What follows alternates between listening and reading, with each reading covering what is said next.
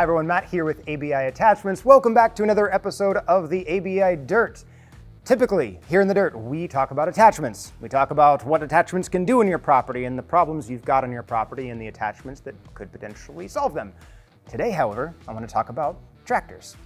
So, a lot of you, when you reach out to us and you're looking at this attachment and you're saying, hey, this is great, but oh man, do I need a different tractor? Do I have the right tractor? Is my tractor strong enough, big enough, fancy enough looking, the right color, whatever it is? And that's a great question. And there are a lot of different factors that go into having the right tractor for the right job. But I'm actually going to spend the next couple of episodes talking about those factors. But for today, I want to talk about it's like the unfun stuff of buying a tractor. Because it's a lot of fun to talk about how big a tractor and how strong a tractor and how fast a tractor and mean looking one I can get. But there's two things that nobody likes talking about, and that's what we're going to tackle today. Of all the really fun things to talk about when it comes to buying a tractor, and there are a lot of fun things to look at, especially if you're getting something that's either new or new to you, something that's not very fun to talk about is constraints. And no one likes to talk about the things that are kind of holding them back or blocking them, but that's actually a really important thing to consider when you are looking at a new tractor or new tow vehicle. So when I mean constraints, what are some of the limitations that you are facing? Do you have any gates that you have to drive through? Do you have any doorways that you have to go into? Do you have vertical constraints? Are you pulling into a barn? Are you pulling into a garage? Do you have doorways that are narrow enough that you have to be mindful of how big of tractor you are looking at? And in that same vein, do you ever take your tractor off-site, or do you ever plan to? Well, now you're talking about how big of a trailer do you have? How big of truck do you have to pull that trailer? What are weight constraints that you've got on both truck and trailer? And you gotta be mindful of that when you're taking a look at your next tractor, your next tow vehicle. Another constraint that you might not consider immediately is your operator constraints. Who's driving this tractor? Because there's a lot of you out there that have no problem jumping on a 1960s model Ford. Some others of you maybe have never done that before. So depending on what kind of tractor you've got, what kind of operators you have on your property, who do you want to be able to run this thing, either plan on spending some time in training or maybe just knuckle under that that's a constraint you're facing. The last constraint to consider is what attachments do you already have? So when you're thinking about the work that you're doing on the property, the attachments that you've got on property, the things you use either day in, day out, or week in, week out, can you use those things with your new tractor? And unfortunately, we get this call often, and it's a painful one to get, that somebody's calling up and they're saying, I was so excited to get my new tractor. I was excited about this upgrade, and somebody down the road was selling it, and I picked it up at a sale, and I brought it home, and it doesn't fit my fill in the blank.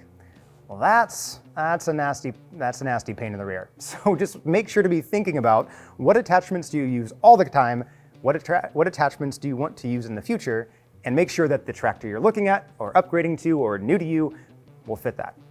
Second not fun thing to think about when thinking about a tractor or a tow vehicle is the unknown. What I mean is, what do you want to be doing in the future that you don't know about yet, but you should take into consideration when looking at your tractor tow vehicle? Because if you've got property, if you've got animals, if you've got a business and you're using your tractor or tow vehicles for contractor purposes, whatever you've got going on, it's probably not going to stay the way it is forever, right?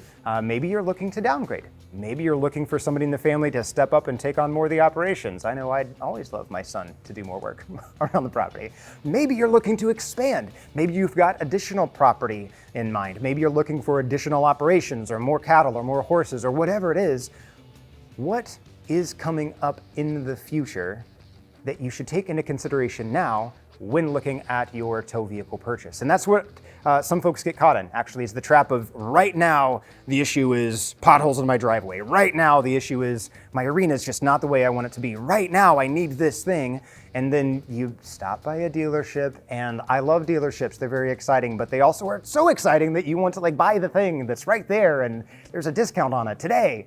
But that causes you sometimes to forget about this whole list of other things that you could be doing in the future if you had a tow vehicle that was fit for not just the right now urgent problem and solution, but for future operations as well. So here's a tip to tackle that unknown. And this is not something to do at the end of the day when you're worn out. It's probably also not ideal for at the very beginning of the day when all you're thinking about is the to-do list.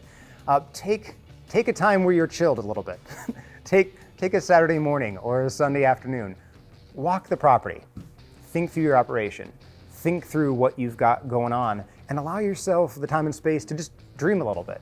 Yeah, this is the way it is now, but what could it be? Write it down.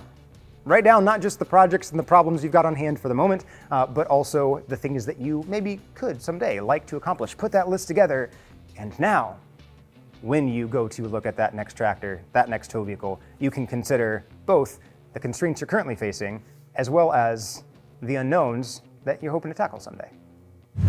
That's all I've got for today, everyone. I hope that was helpful. I know, like I said, they're not like fun things to think about when it comes to, looking at a next tractor, a next tow vehicle. There are a lot of really fun, exciting things to think about. Those, not so much, but they're super important when it comes to actually getting something that is beneficial to you and helpful to have around the property. And remember, like I said, in the next coming weeks, we're going to spend some time looking at specific components on tractors and giving you more things to think about of actual technical specifications of what you may need or what you may not need on your property to get the work done that you've got to get done. So if you haven't yet, subscribe to the channel, and we'll see you next time.